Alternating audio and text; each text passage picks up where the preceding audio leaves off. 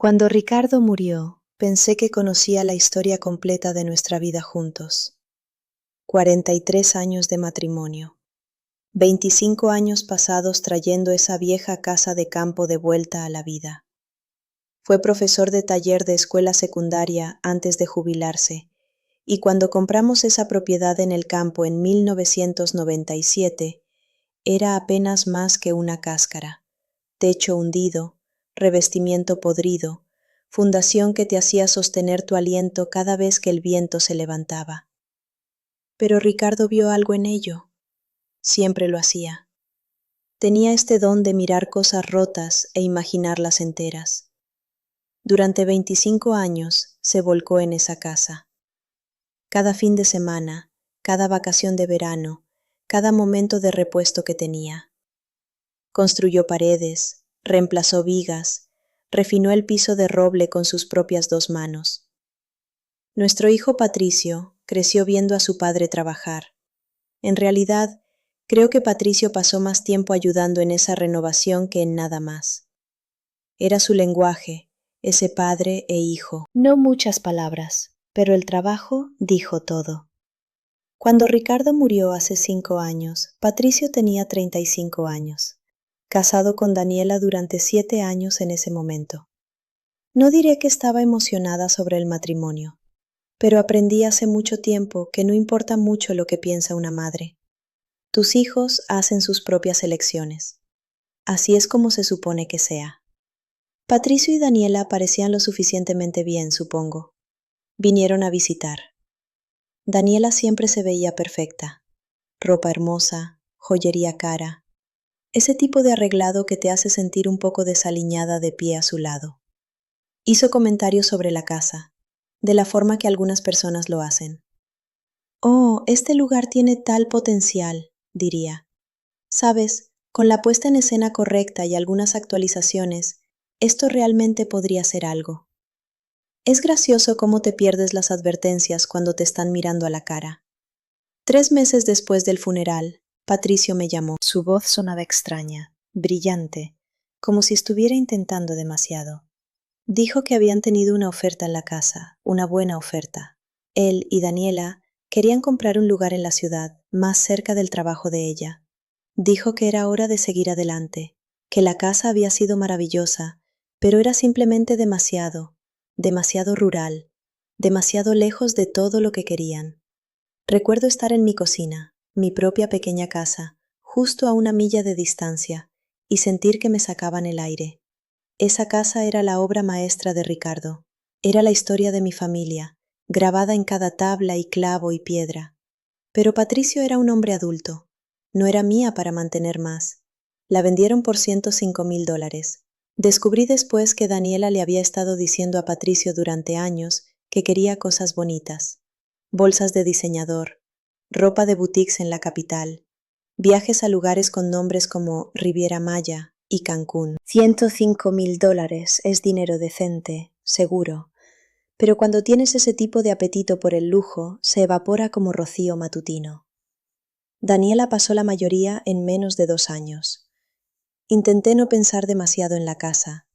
Intenté estar feliz por ellos, de la forma que hacen las madres. Pero había este dolor hueco adentro, como si perder a Ricardo una vez no fuera suficiente. Luego, 18 meses después de que la vendieron, recibí una llamada de un hombre llamado Tomás Hidalgo. Dijo que había comprado la casa y había estado haciendo algunas renovaciones. Su voz fue cuidadosa por teléfono, el tipo de cuidado que usualmente significa que alguien está a punto de decirte algo incómodo. Durante una renovación, dijo, derribamos una pared en el dormitorio principal, una pared que tu esposo aparentemente selló desde adentro. Encontramos una caja de metal.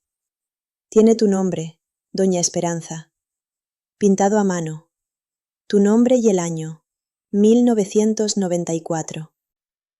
Mis manos comenzaron a temblar. No podía explicar por qué. Alguna parte de mí parecía saber, antes de que mi mente consciente alcanzara. Tomás fue amable al respecto. Manejó la caja a mi casa él mismo, un viaje de casi 1 hora desde la propiedad. Cuando la abrí, encontré 3 cosas adentro. Una carta en la letra de Ricardo, fechada 5 meses antes de que muriera.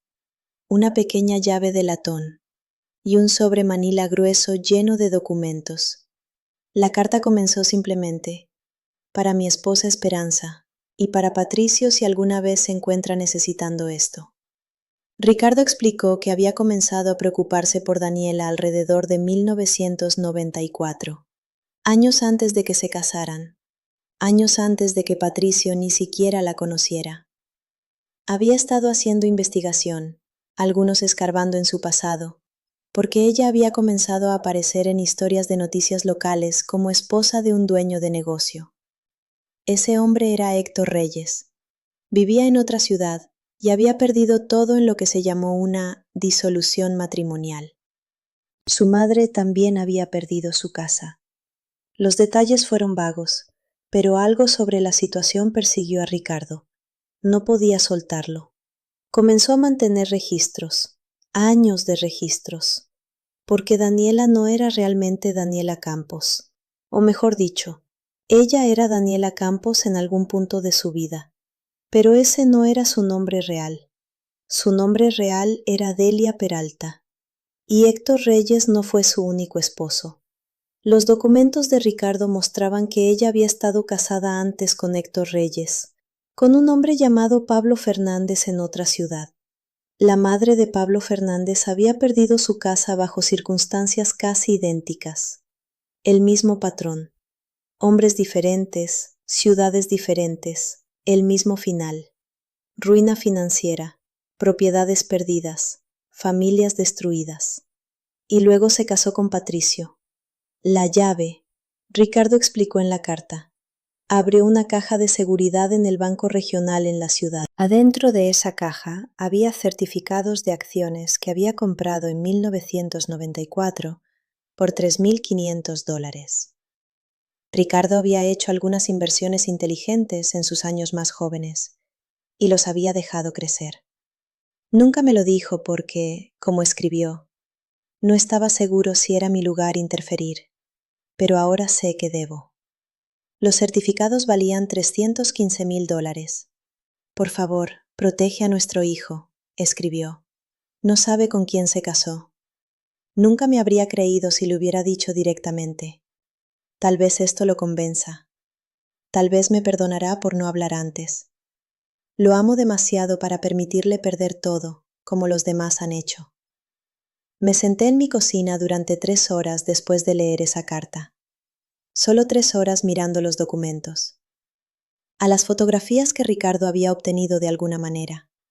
A la evidencia de una mujer desmantelando sistemáticamente las vidas de hombres y sus familias. Una casa a la vez. La casa que Patricio vendió por $105.000 valía bien sobre $380.000 en valor de mercado. Ricardo sabía esto. Había hecho las tasaciones él mismo, años atrás, cuando la renovación estaba casi completa. Nunca, ni una sola vez, se lo dijo a Patricio. Me pregunté por qué, una y otra vez, y luego entendí. Ricardo no podía soportar destruir el matrimonio de su hijo con una acusación. Solo podía ofrecer un salvavidas y rezar que fuera suficiente. Llamé a los esposos anteriores yo misma. Héctor respondió en el tercer timbrazo, y cuando le dije por qué estaba llamando, lloró. No solo lloró, verdaderamente, profundamente lloró. Dijo que su madre había muerto hace 2 años, desconsolada y casi destituta, después de haber perdido una casa que poseía durante 30 años. Dijo que siempre se había preguntado si había algo que se había perdido, alguna forma en que podría haberlo visto venir. Le dije que no era su culpa. Lo decía en serio. La historia de Pablo Fernández fue casi idéntica. Diferentes detalles, el mismo tejido de cicatrices. Manejé a la casa de Patricio con los documentos. No llamé primero. Solo aparecí en la puerta y cuando respondió le entregué la carta de su padre. La leyó de pie en el pasillo. Vi su cara pasar por una docena de expresiones diferentes. Confusión, ira, negación y luego, lentamente, comprensión. Se sentó en las escaleras y lloró. No como Héctor lo hizo, sino como su yo infantil, como alguien que acaba de darse cuenta de que el mundo era mucho más peligroso de lo que pensaba. Daniela bajó preguntando qué estaba mal. Patricio le mostró los documentos.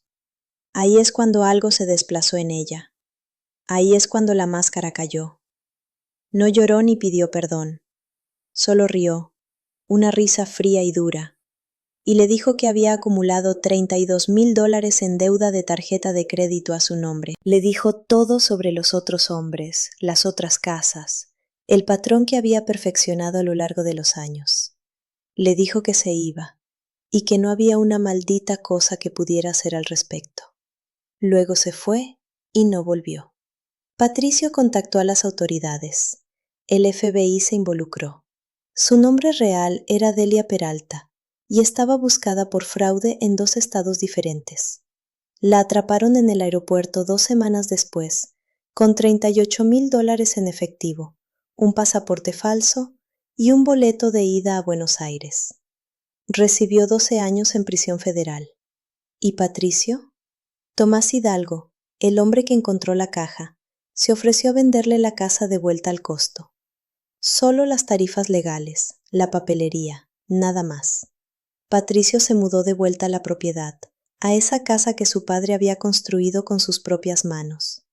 Y terminó el trabajo que su padre había comenzado. Ricardo había mantenido cuadernos, dibujos detallados y notas sobre qué aún necesitaba hacerse, bocetos en los márgenes con fechas y pensamientos. Patricio los encontró en el taller y comenzó a seguir los planes de su padre como un mapa que lo llevaba de vuelta a casa. Esa casa sigue siendo restaurada. Algunos días Patricio me envía fotos. La cocina que ha reconstruido según las especificaciones exactas de Ricardo. El dormitorio de huéspedes con las ventanas que enmarcan el valle perfectamente. El porche frontal donde Ricardo siempre había planeado sentarse en la vejez, viendo la luz del campo cambiar a través de las estaciones. Mi esposo pasó 25 años amando esa casa, y luego 5 años más, después de la muerte, protegiendo a su hijo de alguien de quien nunca había dicho una palabra en contra en vida. Nos salvó a todos desde adentro de esa pared.